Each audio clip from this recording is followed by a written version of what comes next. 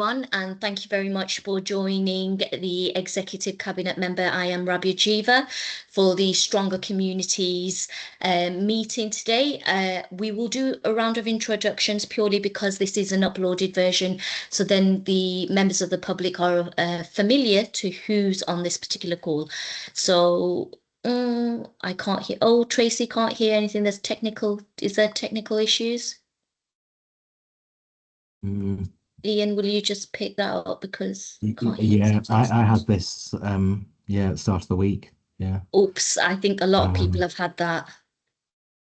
Okay, Tracy, well, she can't hear us. If we type, Ian, will you just type back and let Tracy? Yes. Yeah. know? So on this call, we do have Councillor Tracy Wilkinson from Falmouth Kearsley First. We're just having technical difficulties, so we'll take a round robin of everybody else. Ian, please, could you introduce yourself? Yes, Ian Mulholland, Deputy Democratic Services Manager. Thank you. In no particular order. Councillor Cohen? Hello, I'm Councillor Amy Cowan from the Bromley Cross Ward Conservative Party Councillor. Thank you. Thank you. Catherine? Hello everyone, Catherine Roscoe, Bolton Council Finance. Brilliant. Mark? Mark Aspin, Assistant Director for Housing and Community Safety at the Council. Brilliant. Claire? Hello everyone, Claire Wiley, Bolton Council Finance as well. Brilliant. So Ian, will you manage Tracy's side in case? Okay, thanks Tracy. Yeah. Okay, so just manage how we can get Tracy to engage, because I won't be able to look at the chat as well. Yes. So if we go to the first agenda item, Ian, and if there's any questions or any indication of any information on the monitoring of decisions, paperwork has been circulated and enclosed. Any questions? No one's indicating. Okay, so I will take that as a... I'll just check the chat. Please, yes. No, that's fine. Okay, please, can we note the report? That's fine, thank you. Thank you. And so we will now go to the second item, which is the IDVA and IRIS Domestic Abuse Community Services report, which is enclosed and has been circulated. And I take it, Mark, you will take us through this paper. We will leave the questions towards the end, if that's okay, everyone. And then we will follow the recommendations as when we discuss. Thank you. Great, thanks, Councillor Jiva. As detailed in the report, Bolton's got a long-standing tradition of delivering comprehensive support services, programmes and funding for victims of domestic abuse, covering in particular medium and high-risk cases. This enduring commitment reflects Bolton's proactive approach to safeguarding some of its most vulnerable residents. At the heart of this investment is the independent domestic violence advisor role, who advocate on behalf of victims, ensuring their voices are heard and their needs are prioritised during multi-agency discussions. The IDVA service itself delivers intensive crisis support over a 12-week period. It can go beyond that where it is required through both telephone and face-to-face interactions. And their responsibilities include ensuring victims have access to appropriate services, supporting victims in navigating both the legal system and wider public service offers, and developing and implementing a personalised support and safety plan. These are all critical to providing a safe and supportive service. This integrated approach ensures that families do receive timely, coordinated and trauma-informed support, helping to break the cycle of abuse and promoting long-term safety and well-being. The IDVA and IRIS contracts are approaching the end of their current term, as has been indicated in the decisions from previous meetings. The contract itself has been extended up until the end of this financial year, and this report, as required, indicates essentially where we're looking at going next. And the key priorities for the recommissioning exercise include expanding reach to wider demographics reflecting Bolton's diverse communities, addressing the needs of victims across the full spectrum of risk, from standard through to high risk, and in particular looking at the prevention work that we can incorporate within it, ensuring services remain responsive to emerging trends and changing patterns of abuse, reflecting the need for the service to be flexible and person-centred. Part 2 of the report references some of the data analysis and feedback we've used to help develop our approach to commissioning both the IDVA and IRIS service, which complement each other.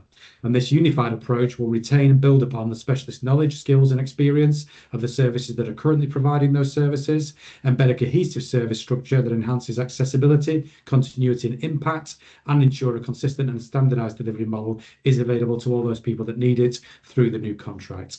The contract itself will also include support workers addressing the varying levels of risk, looking from standard all the way through to high risk, as we emphasise the work around prevention that we would like to build in through this contract. There's also an offer that includes some education and education trainers, particularly through the IRIS programme, where we can benefit from the work that has been undertaken through primary care and make that sure that aligns to the wider front doors of multiple service areas. By aligning these resources under a single framework, Bolton will create a streamlined, sustainable, inclusive service that reflects the borough's commitment to innovation, equity and the long-term safety of all victims of abuse.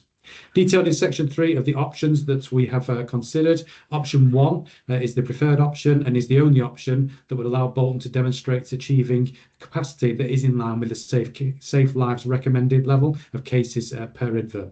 Of note, this level of investment would require a use of reserves over the contract period as detailed in item 3.1.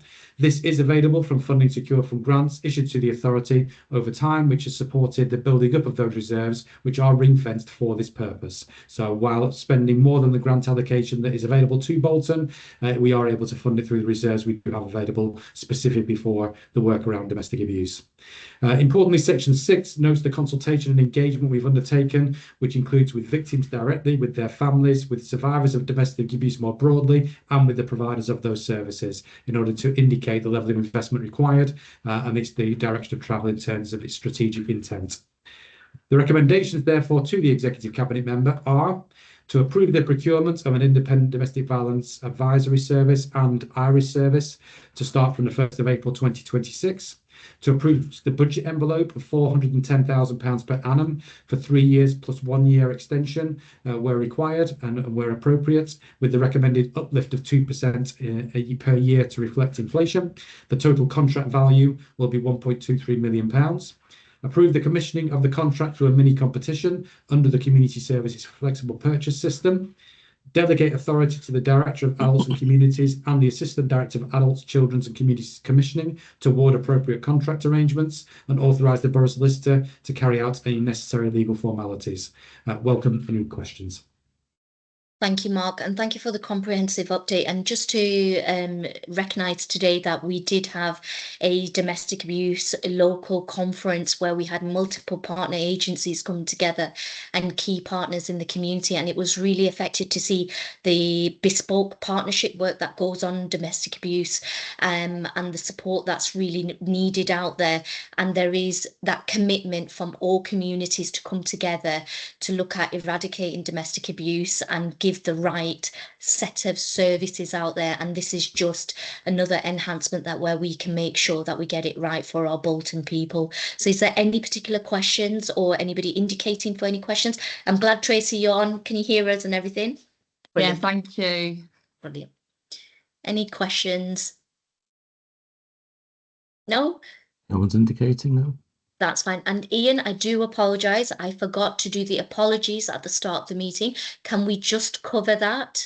Yes, it was just one apology from Councillor Wright, that was all. Thank you. So just of note now, so the fact that the recommendations, no questions have come, I approve the report and the recommendations as stated. Thank you. Very much. I'll stop recording. Thank you very much. Second.